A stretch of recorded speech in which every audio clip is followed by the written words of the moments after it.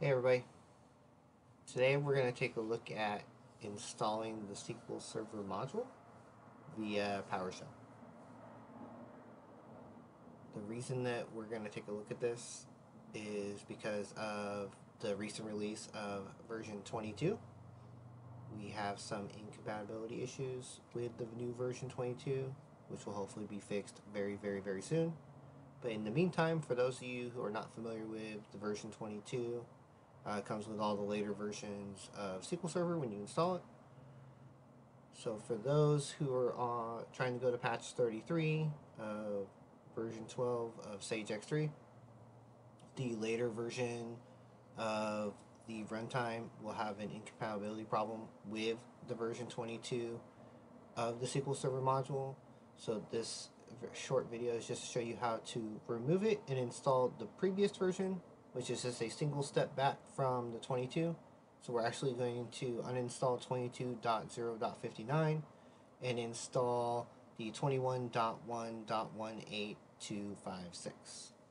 I know it's a lot, but bear with me. It's going to take only a few minutes. So the first thing we're going to have to do is you have to be on the server as an admin. You're going to want to run your PowerShell as admin. I kind of got it bookmarked. So you're going to make you're at 7.2 plus, but 7.3 or higher. I just went and got the latest that I could. I also did a little cheat sheet here so you can see what we're going to run. So first we want to do is check the version we have installed.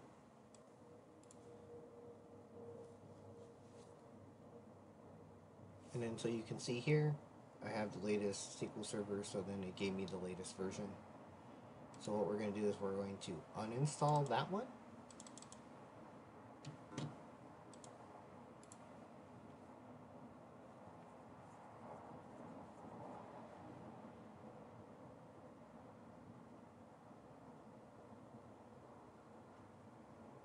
Then as soon as this is uninstalled, we'll go ahead and check again just to make sure that it is actually uninstalled, because I've had certain instances where when you're not running as administrator, you're not using the proper level of PowerShells. Sometimes when you run it and you run the installer, it doesn't actually uninstall it. So then after this is done going, we will go ahead and run the git install module name and see if it's actually removed. I should get an error saying it can't find it, and then that means that it's gone, which is good.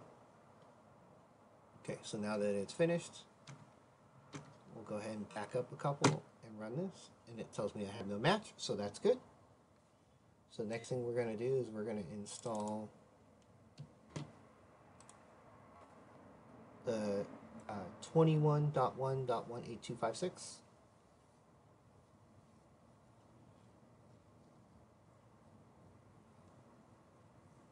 This one is nice because it actually gives you somewhat of a loading bar, so you kind of get when you're close.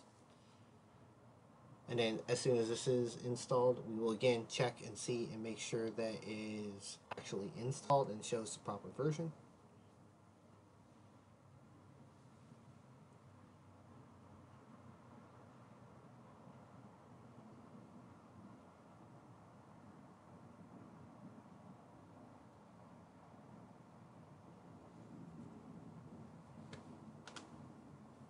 We're just waiting for our prompt to come back. There it is. Go ahead and get this.